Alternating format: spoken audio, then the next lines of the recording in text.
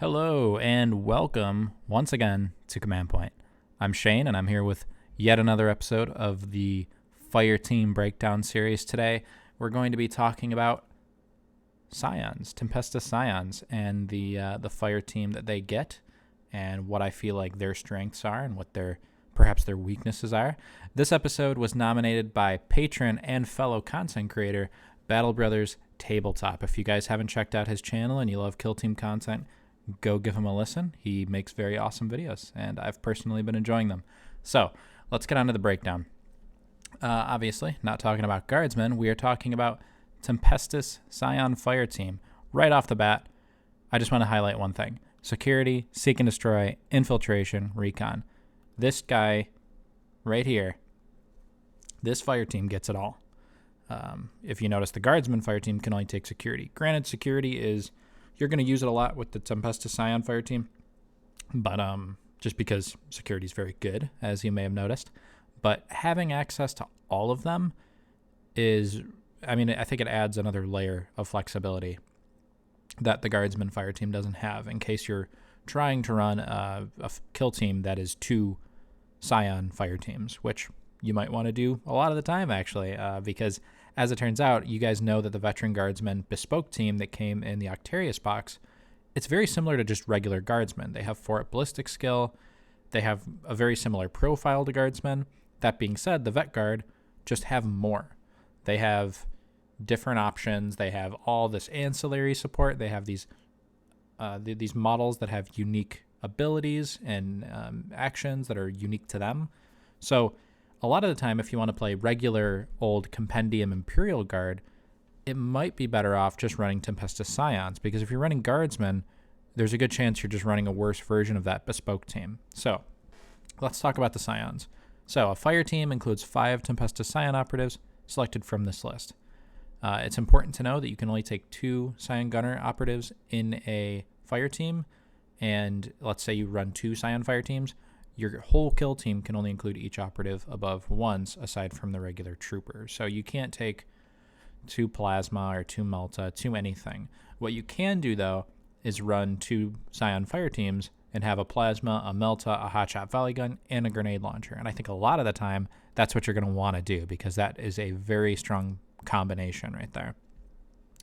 And of course, if you're looking for a leader, as in if you would rather have the Scion Fire Team have the Tempester leader rather than the Guardsman Sergeant, or if you're just running 2 Tempestus Scion Fire Teams, you're going to take a Tempester, which is, you can either equip him with, basically, he gets a pistol and a melee weapon, which is pretty standard, but this is going to be a strong model. He's going to be able to give orders, despite a typo later in the compendium that we'll talk about. Let's get on to it. The regular Scion Trooper, it's important to look at these models from the lens of comparing them to the Guardsmen, because that's what you're deciding between. You're deciding between a Scion and a Guardsman Fire Team. So straight up, the Tempestus Scion Trooper compared to the Guardsman Trooper, he has a better armor save. He's got a 4-up armor save instead of a 5-up. He's got the same amount of wounds, but what's important is that he's consistently going to be hitting on 3s instead of 4s. Even his melee attack hits on 3s, despite the fact that a gun butt isn't going to be doing much for you in melee. It's still important to know. The Hotshot Las Gun it's a bolter. You might notice that. It's 4 shots hitting on 3s, damage 3-4. That is just a bolter. So this is a pretty solid model as far as just a basic chaff guy goes. Let's go down. You can take a comms unit, and you're probably always going to have a comms unit. There's no reason not to take him, because you'll notice he has the Hotshot Las Gun, he has the gun butt. He is the same model as the regular trooper, but he also gets the signal action, which it's kind of a basic comms thing that we're a bit used to at this point. You select a model, a friendly model, and you add 1 to its APL. What's nice is that there doesn't appear to be a limit on the range here. So you just select another Scion operative in the kill zone. Granted, it has to be a Scion. So if you're running Guardsman Scion mix, then you can't choose a Guardsman for this, only a Scion. But you choose another one on the kill zone and you just increase its APL by 1. This is super useful. And with some other stuff we're going to get into later with strategic plays, you're going to realize slowly that Tempestus Scions actually have quite a bit more APL. Well, they can do more than it appears, being a 2 APL model that is basically just looking kind of like I'm going to walk up and shoot, and that's basically my whole identity. They can do a bit more than that, and the signal here on the comms guy is very helpful for that. So let's go down to the gunners. Like I said, you're probably going to end up taking 4 of these if you're running 2 Scion Fire Teams. The grenade launcher is probably my second favorite option on here. So if I'm running just 2, the grenade launcher is going to be 1. The other is going to be the plasma. That being said, meltas always have a role. I mean, this is an outrageous stat line for any weapon. It is worth noting that Tempesta Scions outside of the Tempester, they're not going to have much of a melee threat. So when guys get up close to you, if you're up against a team like Demons or Gene Stealer Cult that are going to have a lot of but melee-centric models, once they get up close to you, I mean, that's their whole goal, right? It's they want to get close to you. They want to set up charges. They want to be in a position where they can get into combat and kill you, which means they're going to have to get close to you eventually. And having a melta-gun, it's pretty useful, I think, in situations like that. On top of that, the hotshot volley gun is a solid option. I'm not a huge fan of Fusillade, but P1 is a really nice crit rule to have. 5 shots hitting on 3s. This is a good model. And flamers. I don't like flamers, but you can take a flamer. I think it's almost always better to take one of the other options. You can only take 4 gunners across the team, so I think most of the time the flamer is going to be the odd man out. Let's talk about the Tempester. This is your leader. He's going to have 9 wounds instead of 8, as per the usual +1 wound leader bonus. But let's see what he can take. He can take a bolt pistol, a hotshot las pistol, which it's the same thing. It's the same exact weapon. But the plasma pistol is what you're going to take every time anyway.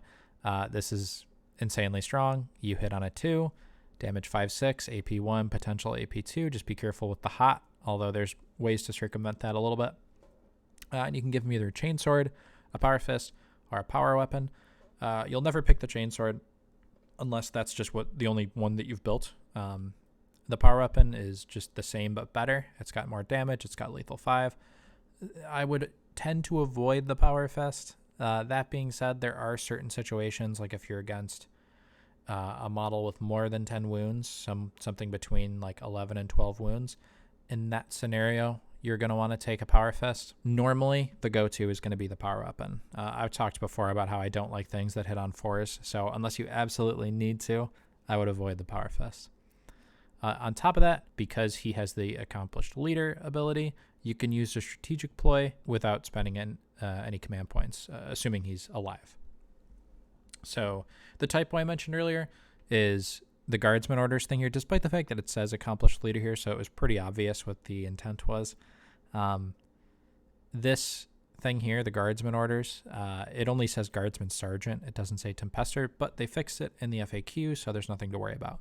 So all these strategic ploys, assuming that your leader is alive, they can be used for free. Well, you can use one for free, meaning that there are going to be situations where maybe you want to use more than one strategic ploy.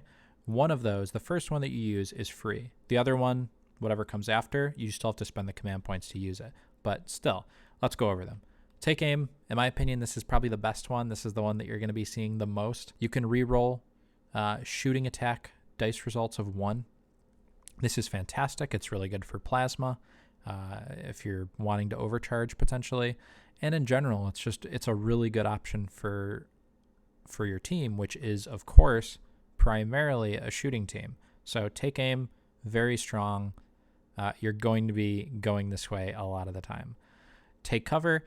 Now this one, so I'll just read it. Until the end of the turning point, each time a shooting attack is made against a friendly operative that was issued this guardsman order and the roll defense dice step of that shooting attack, if it's in cover, you can re-roll any or all your defense dice results of 1. So this, it kind of seems like it's just the inverse of take aim, where you're getting shot instead of being the one shooting.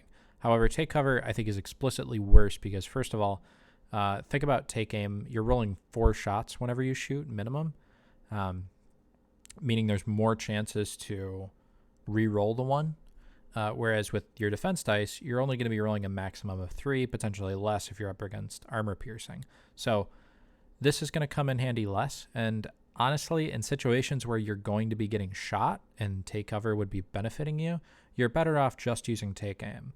Obviously, there's going to be situations, like I mentioned, where maybe you want to use 2 guardsman plays just because of the orders, because you'll get take aim for free, and then maybe take cover, you'll spend the CP for it, and just get in basically just a shootout. This is valid, and I'm totally fine with that strategy if you're in a situation where you think you're going to be bunkering down and you're not looking to make a lot of moves on the battlefield. But I think that's less common than you might think. Anyway, let's go down to fixed bayonets. So fixed bayonets is basically, it's like take aim, except it's in melee. The problem with fixed bayonets is if you're in melee most of the time against a lot of teams that want to get in melee with you, fixed bayonets isn't going to be, it's not going to move the needle enough for your generally pitiful melee output. I think it is going to help, say, if you have a Tempester with a power fist that's hitting on 4s, this could help him. But in that situation, you're basically spending a CP just for one guy. Or, I mean, I guess you're getting it for free, but I'm not crazy about it. I think this one is pretty weak. When you're using it, you're probably in a bad position. That being said, you're going to use it. Just chances are you're going to get it for free, and you might as well have that little bonus if you get into that position. But again, if you're using fixed bayonets, you're probably in trouble. Move. Basically, add 1 inch to the movement characteristic of your guardsman. I guess to the guardsman that has issued the order. And then, move. That's really good. That's nice to have. And I like it with special forces, which is actually specific to Tempestus Scions. So 1 CP, and again, this same deal, you can use it for free. Basically, you can choose a mission action or you can choose the pickup action, and your Scions get to do it for free, essentially. This, in my opinion, is really huge because in missions where let's say you're playing loot and salvage or consecrate ground or something where you need to spend a CP in order to, or not spend a CP, but spend an APL to do a mission action. This means that if your models are moving onto that objective with the intent to do the mission action, they can't shoot, which again is this whole team's identity. Using special forces means that your Scion, if they want to do mission actions, they essentially get 3 APL because they can move, do the mission action for free, and then shoot. So this is all very useful. And you pair that with stuff like the Guardsman comms or the Scion comms and adding an APL to a model like that. And this is all very useful. So yeah, and I guess I should talk about the way that these actual orders work rather than just what they do. Basically, when your sergeant or Tempester gives one of these orders, all friendly operatives within 6 inches and visible to in this situation, the Tempester, are issued that Guardsman order. So generally speaking, you're going to want your sergeant and your Tempester, rather, to be as close as possible to, most importantly, your gunners, and just in as many of your guardsmen as you can, honestly, just to make sure that you're benefiting from this as much as possible. And of course, with fixed bayonets, I mentioned how it helps the Tempester with his power fist. You don't need to worry about positioning because he's the one giving the order. So this is all super helpful. Just keep that in mind when you're playing the team. Make sure that your Tempester is placed in a position where he can actually consistently give orders to useful models that want to benefit from that order. If you want to use take aim, make sure that you're setting your Tempester up near your plasma, for instance, just because that's one of the models that's going to want to benefit from plasma, or from take aim rather, the most. And they only have one tactical ploy, which is, kind of disappointing. It is a compendium team, but still. But it's a good tactical ploy, fortunately. And this is one of the reasons why people have said things like, well, maybe Scions are good against teams like Custodes, or maybe even Tyranids. So bring it down. I'll read it. Use this tactical ploy after a friendly Imperial Guard operative makes a shooting attack until the end of the turning point. Each time another friendly Imperial Guard operative makes a shooting attack against the target of that shooting attack. Weird language there, but yeah. In the roll attack dice step of that subsequent shooting attack, you can reroll any or all of your attack dice. So basically, you shoot, let's say there's that big Tyranid warrior or custodian guard on the board in a pretty compromising position where you're going to be able to get a lot of shots off at it. You shoot that model with a basic guardsman with a las gun, and then you bring it down, and basically all of your models afterward that shoot that target are getting relentless on their shooting attacks. So this is why I say use it with a basic guardsman, because bring it down, the relentless effect on all your guys after, it doesn't affect the model that shot first, it affects the models that shot after. So shoot with a weak guy first, and then your plasma, your grenade launcher, maybe your melt-a-gun, they're re-rolling everything, trying to bring down this big monster model. This is a really useful, crazy strong ploy. Make sure you're using it ideally against a model that's already activated, because let's say you shoot a guy that's readied and then you bring it down. Suddenly your opponent's just going to hide that model and waste your CP immediately after. So use it on a model that hasn't activated yet. And honestly, in the future, when Kill Team hopefully gets more elite models and you start seeing things like Terminators or just bigger, chunkier models entering the game, because right now only Tyranid warriors and custodian guards and maybe, I guess, Plague Marines are like that. Once we start seeing more models, like big beefy models introduced to factions, stuff like Bring It Down, I mean, this could be huge in more matchups, because right now it's really good in certain matchups, and in other matchups it's just okay. But yeah, keep an eye on this tactical play, because I actually really like it and it feels really fluffy too. So let's talk about the equipment. Frag grenades. Frag grenades are all right. I mean, we know what frag grenades are. It's limited. You're taking it for blast, so make sure you're running it against something that you can benefit from that blast ability. But if you don't expect to benefit from that blast ability, use crack grenades instead. Here's what I like about crack grenades. So specifically for something like guard, you don't really have a melee model other than your leader. So kind of like I mentioned with the melt-a-gun earlier, if you're playing against a melee team, they want to get close to you, which is going to open up opportunities for you to use things like crack grenades. I mean, crack grenade is even better than a melta in the sense that, say you're up against gene stealers are always concealed. So with the melta, you basically have to, well, not always conceal, but you know what I mean. They're always going to be concealing up until the moment when they charge, and vantage points don't take that away. With a melta, you need to get within 2 inches to even get the shot off. Whereas with a crack grenade, because of indirect, as long as you're within 6 inches of them, you're able to get that shot off. And a lot of the time, the crack grenade is going to do the job. So big fan of crack grenades. Frag grenades, less so. If you're really against a big horde, maybe take a couple of them, but you're using it for blast, and don't anticipate getting off a lot of huge blast plays in a game. There's the med kit, which I really like this actually, just being able to give it to basically a useless, quote unquote, useless guardsman, or I guess Scion that isn't one of your special weapons guys or comms guys, and just being able to, for 1 AP, heal a guy for 2d3 wounds every turn. That's really useful, I think. I'm a big fan of this. Definitely something worth considering. Carapace armor only works for guardsmen, so we can skip it. There's the Scion blade, which I really wanted to talk about. So it's only 1 EP. So there's going to be situations where you have some leftover EP and you just say, why not? In which case, that's totally fine. But don't bank on this ever being that good for you. So yeah, your damage is going up from 2-3 to 3-4, but you still only have 3 attacks. This isn't actually very reliable, and it's not something that I would actually bank on into turning your team into a melee focused team or even a flex team. I mean, this is an emergency thing, and yeah, it's not that great. It's obviously a nice little buff if you have the leftover equipment points, but that's the only way that I would view it. And then there's the regimental standard, which basically it's like an icon. It introduces a few things. It gives the basic icon ability where your APL is treated as being 1 higher when controlling an objective.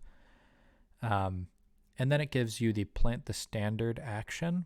So basically, I'll read it because there's a lot here.